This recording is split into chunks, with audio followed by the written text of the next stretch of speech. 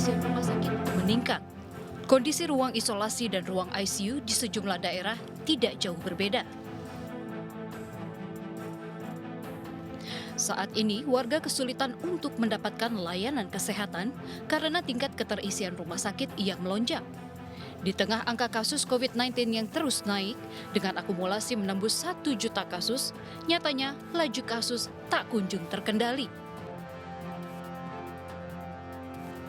Di tengah kondisi seperti ini, masyarakat punya harapan besar terhadap vaksinasi COVID-19 yang dimulai dari tenaga kesehatan.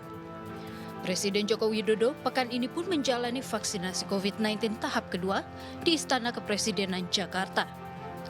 Vaksinasi kedua diberikan 14 hari setelah Presiden Jokowi menerima vaksinasi pada 13 Januari lalu. Selain vaksinasi yang merupakan upaya pencegahan paparan virus corona, masyarakat mulai mengenal terapi plasma konvalesen.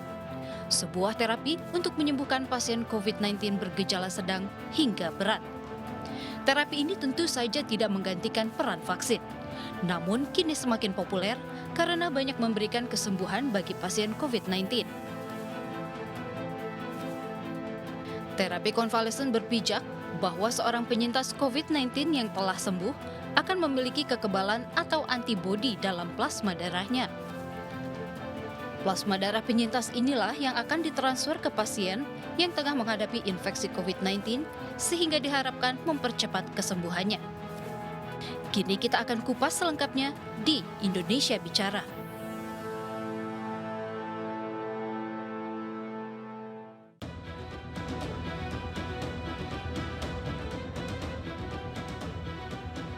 Ya, lebih dari 10 bulan pandemi COVID-19 di tanah air tak kunjung melandai. Kondisi ini membuat tingkat keterisian rumah sakit meningkat. Tenaga kesehatan yang menjadi garda terakhir berguguran dan data dari ID hingga awal Januari ada 237 dokter meninggal dunia akibat terpapar COVID-19.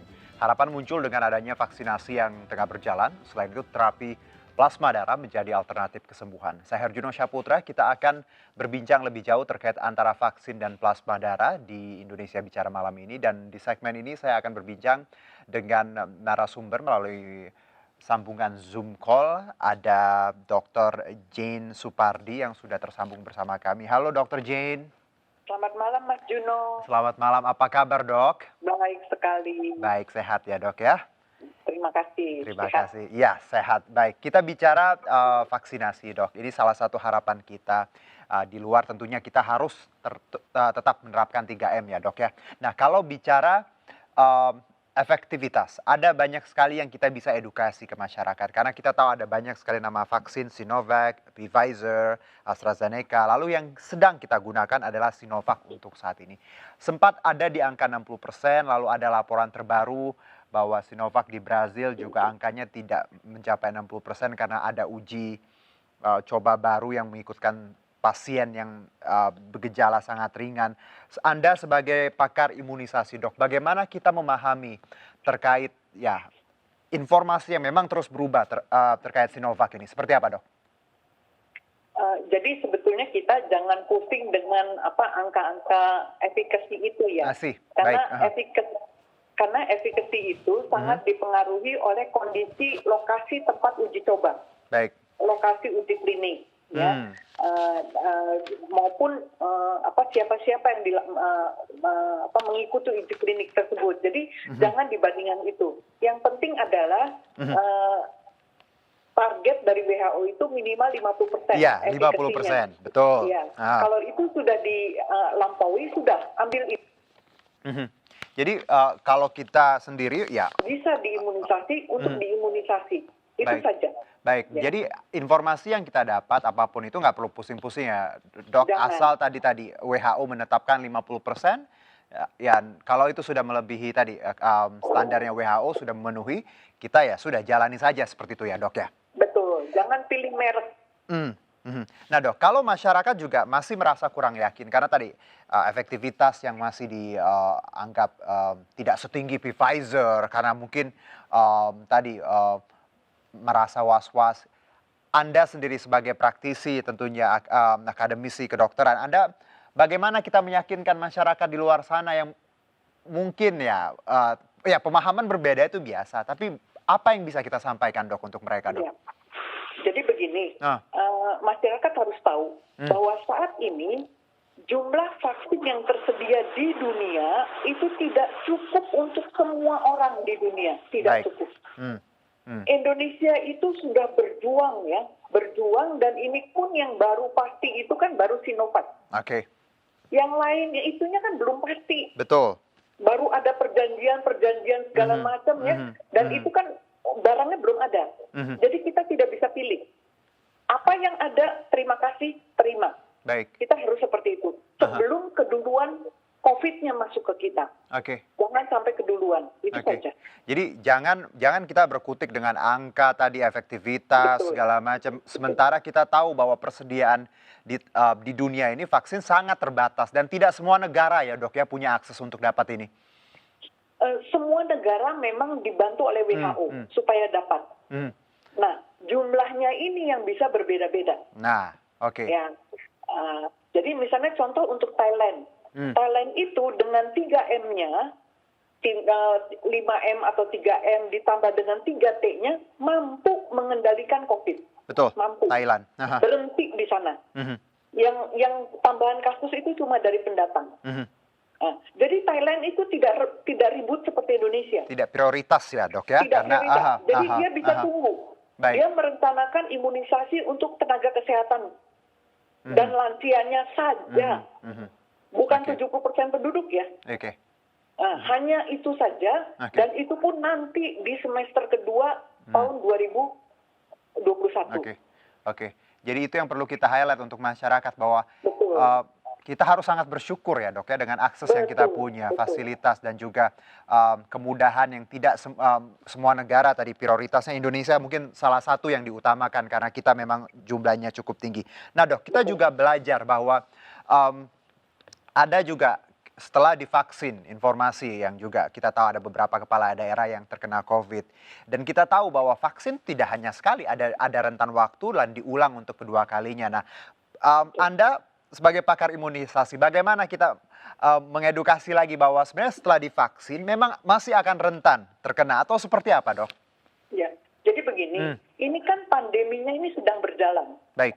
Ya, kita itu disuntik pada saat mungkin kita sudah terinfeksi, seperti Bapak Bupati Sleman. Mungkin sudah terinfeksi. Kemungkinan sebelum disuntik vaksin virusnya sudah masuk, kemungkinan. Atau setelah disuntik antibodi belum terbentuk, dia terinfeksi. Bisa juga kan? Nah, jadi artinya kita ini jangan walaupun kita sudah diimunisasi pun jangan kita mengandalkan imunisasi saja. Tetap kita harus menjaga dengan 5M tadi. Ya, karena satu, ya, ada kemungkinan antibodi yang terbentuk oleh vaksin kita itu, antibodinya itu pembentukannya tidak sempurna. Tiap orang berbeda-beda. Sehingga masih mungkin kita ketularan. Ya, meskipun mungkin tidak parah. Baik. Begitu ya. Baik, so we cannot blame bahwa ini Sinovac gagal gitu karena udah vaksin tetap kena, nggak bisa gitu dok ya? Nggak bisa, ada banyak faktor yang menentukan kegagalan. Jadi kalau ada asumsi seperti itu di masyarakat ya bahwa udah vaksin tetap kena, bukan itu, ilmunya bukan itu ya dok ya. Tadi patternnya bahwa bisa saja antibodinya tidak sempurna, mungkin waktu disuntikan sudah terinfeksi seperti itu. Jadi sebenarnya apapun yang sedang dilakukan pemerintah dengan vaksinasi saat ini sudah di on track ya dok ya? Ya, betul. Betul. Nah kalau kita juga belajar dok bahwa ketika ini divaksinasi, ada banyak syarat kan bahwa tidak ada penyakit bawaan, bla bla bla yang ada. Saya baca juga kalau ada riwayat penyakit A, B, lalu juga yang sudah terinfeksi tidak perlu divaksin. Lalu apalagi dok yang memang kriterianya yang memang berhak untuk divaksin, dok? Secara begini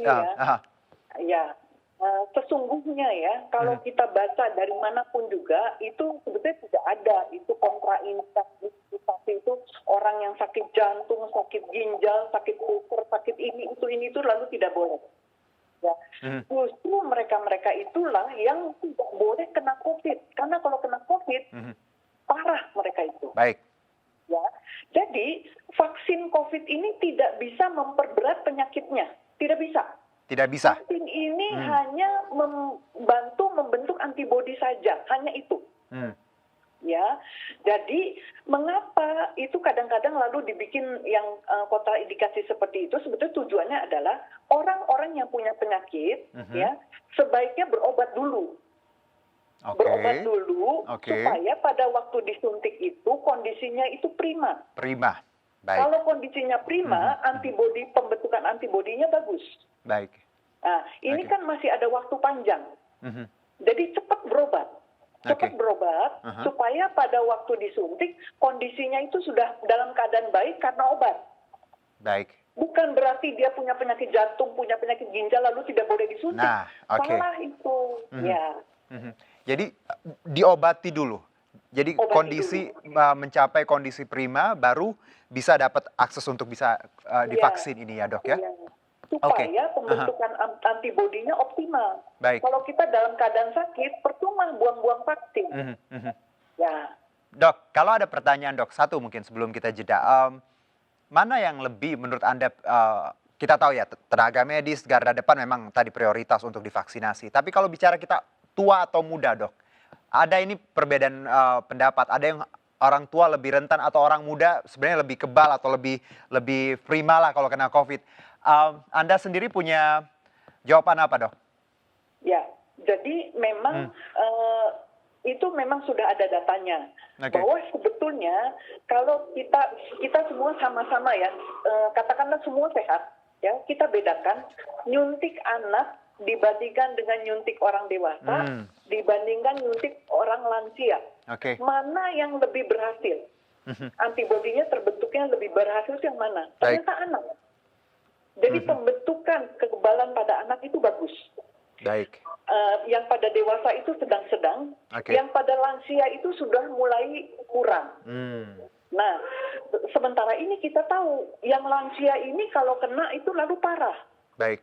Nah, jadi walaupun pembentukan antibodinya tidak sebaik yang anak maupun yang dewasa, yang lansia itu bisa diutamakan. Baik. Itu maksudnya diprioritaskan. Ya. Baru kemudian berurut kepada yang dewasa, muda sedang, maupun yang anak-anak begitu vaksinnya ada. Baik, Dok. Iya, Dok, terima kasih atas waktunya. Kita sama-sama edukasi bahwa nggak perlu takut divaksin ya. Ikutin semuanya karena memang kita berjuang bersama-sama. Kalau bicara angka, beda negara, beda treatment tadi ya, Dok ya. Dan kita harus bersyukur ya, Dok ya. Banyak-banyak bersyukur di tengah kesulitan yang kita dapat. Terima kasih, Dr. Jane. Sehat-sehat. Insya Allah nanti kita berbincang lagi di kesempatan yang berbeda. Terima kasih, Dr. Jane. Ya, kita cukupkan Indonesia Bicara segmen ini. Tetap bersama kami.